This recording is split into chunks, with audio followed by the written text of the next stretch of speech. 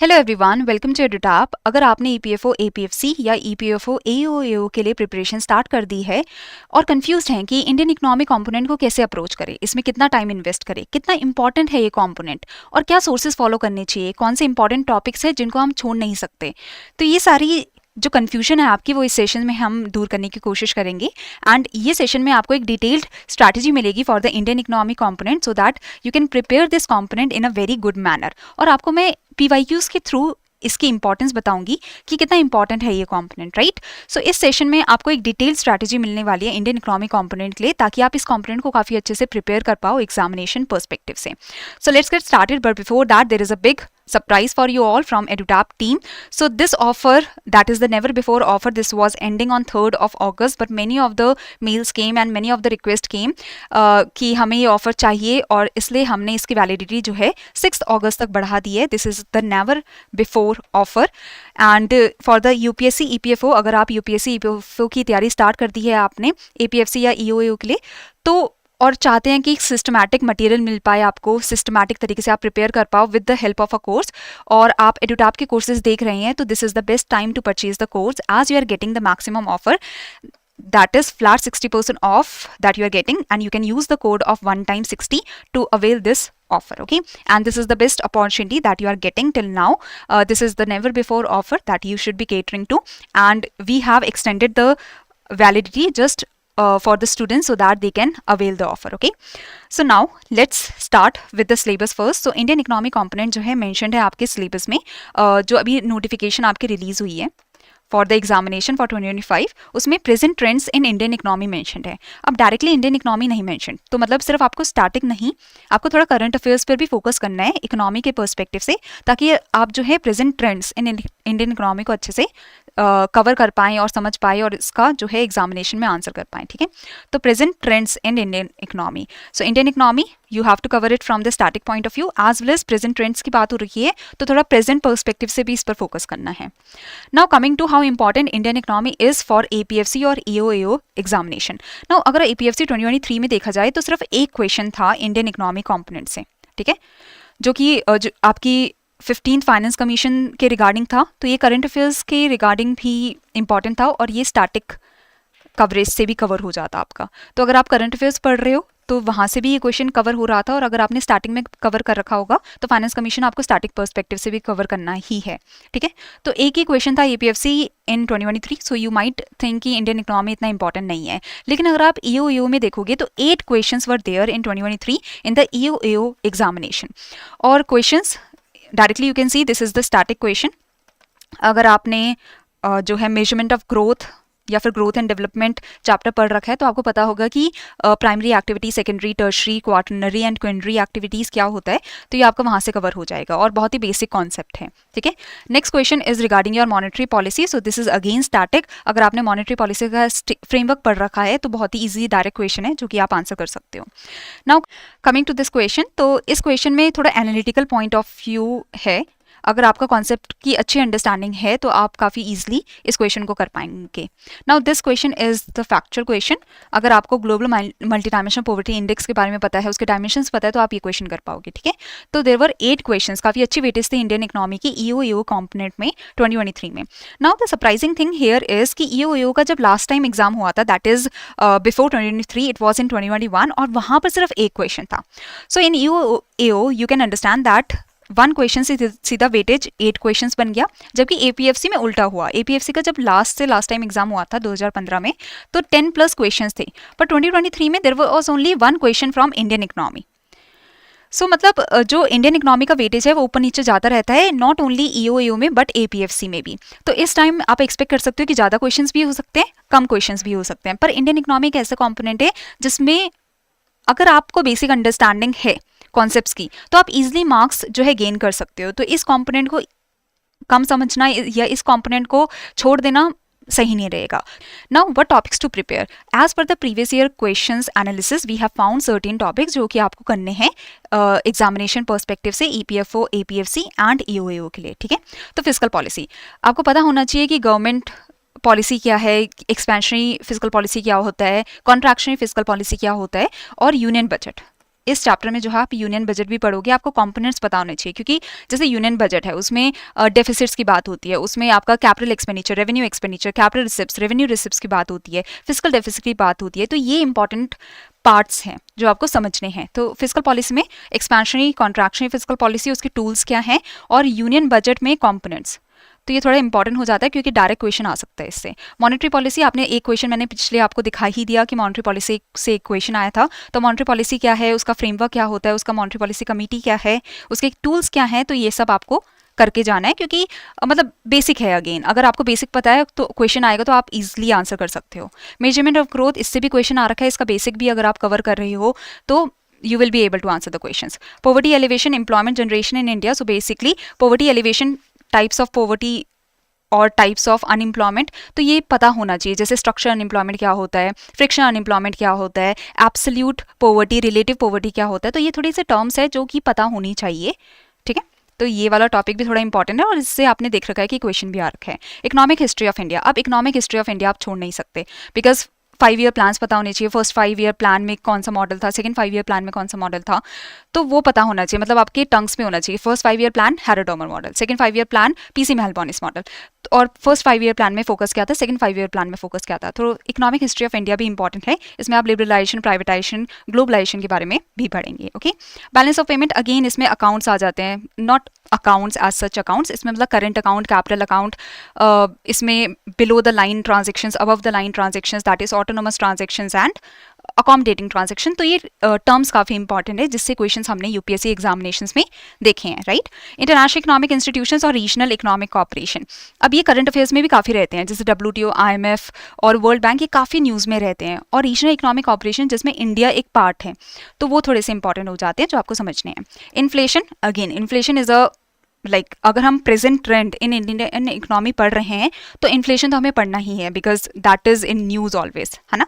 तो इन्फ्लेशन क्या होता है, CPI इन्फ्लेशन क्या है, WPI इन्फ्लेशन क्या है, डिसइन्फ्लेशन क्या है, स्टैगफ्लेशन क्या है, तो ये सारी टर्म्स काफ़ी इंपॉर्टेंट हो जाती है, जिसको हम काफ़ी सुनते भी है अभी रिसेंट टाइम में ना, कि इन्फ्लेशन बढ़ गया, इन्फ्लेशन कम हो रहा है। तो इन्फ्लेशन कम होने का मतलब कि इन्फ्लेशन की परसेंटेज जब कम हो रही है तो उसे डिसइन्फ्लेशन बोलते हैं। तो ये थोड़ा सा बेसिक अंडरस्टैंडिंग होना चाहिए। कोर इन्फ्लेशन क्या होता है, तो ये सब इंपॉर्टेंट हो जाता है। वैसे डिमांड पुल इन्फ्लेशन क्या होता है, कॉस्ट पुश इन्फ्लेशन क्या होता है, तो ज़्यादा इन डेप्थ भी नहीं जाना, ऐसा नहीं कि डायग्राम्स वगैरह देख रहे हो, उतनी जरूरत नहीं है, पर पता होना चाहिए कि demand pull inflation, cost push inflation क्या होता है। अभी रिसेंटली सप्लाई चेन डिसरप्शन हो गया था because of Russia Ukraine war and such, तो सप्लाई चेन डिसरप्शन की वजह से कौन सा इन्फ्लेशन आया इंडिया में, तो that was kind of cost push inflation. Okay, तो industrial and labour policy, again this is मतलब पिछली जो भी लेबर पॉलिसीज़ या इंडस्ट्रियल पॉलिसीज़ फॉलो की गई है, industrial policy resolution in India, तो वो थोड़ा सा समझने की जरूरत है, बेसिक पता होना चाहिए। और finance commission, again you have seen a question from this. Introduction to demand and supply and elasticity, so इस पार्ट से भी एक क्वेश्चन आया था, तो इस वजह से डिमांड सप्लाई का बेसिक पता होना चाहिए, इलास्टिसिटी का भी बेसिक पता होना चाहिए। तो ये सारे टॉपिक्स जो है आपके इंपॉर्टेंट है as per previous year question analysis as well as per the present trend in Indian economy. Present trend को समझना है तो यूनियन बजट के कॉम्पोनेंट्स, बैलेंस ऑफ पेमेंट के accounts as well as inflation के बारे में पता होना चाहिए, इंटरनेशनल इकोनॉमिक इंस्टीट्यूशन के बारे में पता होना चाहिए। तो ये स्टैटिक पॉइंट ऑफ व्यू से भी काफ़ी इंपॉर्टेंट है और करंट अफेयर्स समझने के लिए भी काफ़ी इंपॉर्टेंट है। Okay, now if you are preparing for other examinations, then also if you are preparing for the other examinations, let's say RBI grade B की प्रिपरेशन कर रहे हो, तो RBI ग्रेड बी में भी ये सारे टॉपिक्स कवर हो जाते हैं। अगर आप UPSC की भी प्रिपरेशन कर रहे हो, IAS वगैरह, तो ये सब टॉपिक्स आप वहाँ भी कवर कर रहे होंगे, तो आपके लिए मतलब काफ़ी इजी होगा। इंडियन इकोनॉमी तो फिर अगर आपने RBI ग्रेड बी की प्रिपरेशन कर रखी है, इवन NABARD ग्रेड ए की प्रिपरेशन कर रखी है, इवन सेबी की भी preparation, SEBI grade A, PFRD grade A की भी प्रिपरेशन कर रखी है, तो आपके काफ़ी सारे टॉपिक्स ऑलरेडी अच्छे से कवर्ड होंगे। तो बहुत अच्छी बात है, इंडियन इकोनॉमी तो फिर आपके लिए ईजी होगा। उसमें थोड़ा सा और देखो, अगर आपका पहले से ही आपने सारे टॉपिक्स पढ़ रखे हैं तो मैं ये नहीं कहूँगी कि फिर से पढ़ो और पढ़ो, नहीं, फिर प्रैक्टिस करो MCQs, तब फिर से पढ़ने की जरूरत नहीं है, तब प्रैक्टिस करने की जरूरत है MCQs। क्योंकि क्या होता है ना कि हमें कॉन्सेप्ट्स आते हैं लेकिन हम कभी कभी ओवर कॉन्फिडेंस हो जाते हैं, कभी कभी हम कंफ्यूज हो जाते हैं ऑप्शंस में। तो प्रैक्टिस करोगे MCQs तो एक क्लैरिटी मिलेगी कि अच्छा, कि मतलब इसमें मैं क्या गलतियां कर सकता हूँ, क्या गलतियां कर रहा हूँ, राइट, या कर रही हूँ।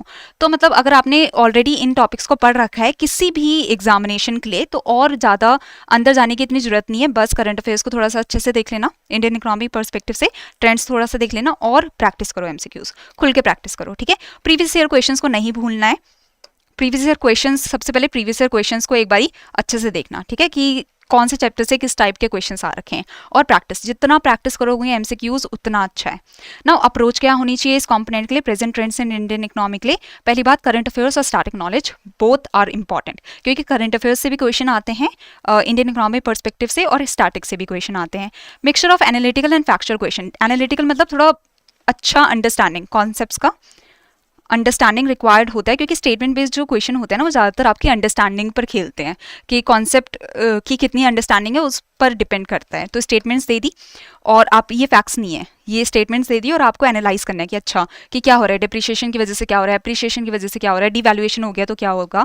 तो ये थोड़े एनालिटिकल हो जाते हैं। तो एनालिटिकल क्वेश्चंस के लिए अंडरस्टैंडिंग चाहिए होती है कॉन्सेप्ट्स की। तो सिर्फ रट्टे मारने पर फोकस मत करना, थोड़ा सा समझने पर भी करना। ज़्यादातर इंडियन इकोनॉमी में जो चैप्टर्स हैं उसमें फैक्चुअल है, मतलब रट्टे मारने हैं, लेकिन कुछ कॉन्सेप्ट्स भी हैं जो आपको अच्छे से समझने होंगे, ठीक है। तो वो कॉन्सेप्ट्स पर समझने की कोशिश करना। So mixture of analytical and factual questions, focus on understanding of the concepts. जहां पर समझने की जरूरत है वहां पर समझो। अब ऐसा फर्स्ट 5 ईयर प्लान में हैरोड-डॉमर मॉडल था, इसमें कुछ समझना नहीं है, इसको रट्टे मारने हैं। सेकंड 5 ईयर प्लान में पीसी मेलबोर्नस मॉडल है, तो ये मतलब समझने की जरूरत नहीं है, फैक्ट रट्टे मार दो। फर्स्ट 5 ईयर प्लान कब से स्टार्ट हुआ, आपकी प्लानिंग कमीशन कब बनी, नीति आयोग कब बनी, फैक्ट्स रट्टे मारो। लेकिन जहां पर समझने की जरूरत है, डिप्रिशिएशन क्या होता है, एप्रिशिएशन क्या होता है, डिवैल्यूएशन क्या होता है, फिक्स्ड एक्सचेंज रेट सिस्टम क्या होता है, यहाँ पर समझने की जरूरत है, तो समझो। तो एक तो मिक्सचर है, पहली बात एनालिटिकल और फैक्चुअल क्वेश्चंस का, और अंडरस्टैंडिंग पे फोकस करना जहां पर अंडरस्टैंडिंग रिक्वायर्ड है। Practice MCQs, I can not specify it enough, I can not stress it enough कि एमसीक्यूज बहुत इंपॉर्टेंट है इंडियन इकोनॉमी कंपोनेंट के लिए, क्योंकि समझ आ जाता है। सब ऐसा लगता है कि अरे बहुत इजी है, अरे मैं तो कर लूंगा, बहुत मतलब इजी है, पर फिर आंसर्स गलत होते हैं। क्यों? क्योंकि हमें समझ आ गया, लेकिन जब हम ऑप्शंस देखते हैं तो बहुत ईजी है कंफ्यूज होना, बहुत ईजी है इकोनॉमिक्स में कंफ्यूज होना। तो प्रैक्टिस करो एमसीक्यूज, एक बार ये प्रैक्टिस करना स्टार्ट किया तब पता चलेगा कि अच्छा ये गलतियां हो रही है, इसको इस तरीके से समझना है, ठीक है। अब सोर्स और ideal time. So first of all sources जो है बेसिक सोर्सेज फॉलो करो, ज़्यादा ऐसे इन डेप्थ नहीं जाना, बेसिक अंडरस्टैंडिंग है तभी भी आप काफ़ी क्वेश्चंस आंसर कर पाओगे। तो सोर्सेज जो है बेसिक गुड सोर्सेज फॉलो करो, जो एनसीईआरटी है आपकी, जैसे इंट्रोडक्टरी माइक्रो इकोनॉमिक्स, जो आपको डिमांड एंड सप्लाई और इलास्टिसिटी वाला पार्ट है वो यहाँ पर मिल जाएगा, क्लास 12th की micro economics. Indian economic development, थोड़ा सा ट्रेंड्स और इंडियन इकोनॉमी को समझने के लिए, और इंट्रोडक्टरी मैक्रो इकोनॉमिक्स, जो आपका ये मेजरमेंट ऑफ ग्रोथ है, ये थोड़ा सा ये वाला पार्ट है, ये आपका यहाँ पर कवर हो जाएगा, introductory macro economics class 12th, okay. और बाकी आपको कुछ सेशंस देखने हैं तो यूट्यूब में अगर कोई आपका फेवरेट टीचर है तो उसके उनके जो है इकोनॉमिक्स के सेशन देख सकते हो। काफ़ी लोगों को मृणाल सर पसंद है तो आप उनके सेशंस देख सकते हो, या यूट्यूब में बहुत सारे इकोनॉमिक्स के फैकल्टीज़ हैं जो फ्रीली अवेलेबल हैं, तो उनके आप सेशन देख सकते हो टॉपिक वाइज। ऐसा नहीं है वो कुछ भी पढ़ा रहे पढ़ लोगे, ISL मॉडल पढ़ा रहे पढ़ लोगे, क्योंकि वो भी तो इकोनॉमिक्स है, नहीं वो नहीं करना। टॉपिक दे रहे हैं आपको, थोड़ा सा इसके अराउंड पढ़ना, ठीक है। और देखो ये लिस्ट है जो कि PYQs के हिसाब से बनी हुई है। अब जैसे मार्केट स्ट्रक्चर है, ये भी एक टॉपिक है, इससे क्वेश्चन आया था मोनोपोलिस्टिक कंपटीशन पर। तो मार्केट स्ट्रक्चर अब ऐसा नहीं है कि उसके थ्योरीज पढ़ने लग गए, उसके मॉडल्स पढ़ने लग गए। अगर मार्केट स्ट्रक्चर का जैसे डिमांड एंड सप्लाई के साथ मार्केट स्ट्रक्चर पढ़ लिया कि ओलिगोपोली होता क्या है 2-3 लाइनों में, परफेक्ट कंपटीशन होता क्या है 2-3 लाइनों में, उसके बाद मोनोपोलिस्टिक कंपटीशन एंड मोनोपोली होता क्या है 2-3 लाइनों में, दैट्स इट। ऐसा नहीं could not model, Bertrand model, ये सब पढ़ जरूरत नहीं है, ठीक है। मार्केट सब मतलब जो मार्केट स्ट्रक्चर्स है उसको भी थोड़ा सा बेसिक पढ़ लेना, पर ज़्यादा इन डेप्थ जाने की जरूरत नहीं है, क्योंकि मॉडल्स अपने आप में इतने पेजेस के उतना रिक्वायर्ड नहीं है। अगर एग्जाम के लिए प्रिपेयर करो तो उस हिसाब से पढ़ो, मतलब इकोनॉमिक्स में फिर मास्टर्स या PhD के लिए नहीं पढ़ना, राइट। और आइडियल टाइम आपका रहेगा 10 days। इंडियन इकोनॉमी को समझना है, अच्छे से समझना है तो 10 दिन भी लगाओगे तो चलेगा, ठीक है। 2 to 3 hours ये उतना रेलिवेंट होगा कि आप इजी क्वेश्चंस को अच्छे से कर सकते हो, मॉडरेट क्वेश्चंस को आप कर पाओगे, ठीक है। तो ये आइडियल टाइम है कि अब 10 दिन से अगेन 12 दिन 13 दिन हो सकता है, 10 दिन से 30-40 दिन नहीं, क्योंकि बाकी कंपोनेंट्स भी आपके एक ही कंपोनेंट नहीं कवर करने के लिए, right. You have many components to cover. तो 10 दिन के अराउंड लगाना, 10 से 12, 12 से 13 चलेगा, और 2 से 3 घंटा तो एटलीस्ट लगा देना। मतलब मान लो आप मॉर्निंग के 2 से 3 घंटा पढ़ रहे हो और इवनिंग में 2 से 3 घंटा पढ़ रहे हो, तो मॉर्निंग में इकोनॉमिक्स पढ़ लिया, इवनिंग में अकाउंट्स पढ़ लिया, या फिर हिस्ट्री पढ़ लिया, या कुछ और पढ़ लिया।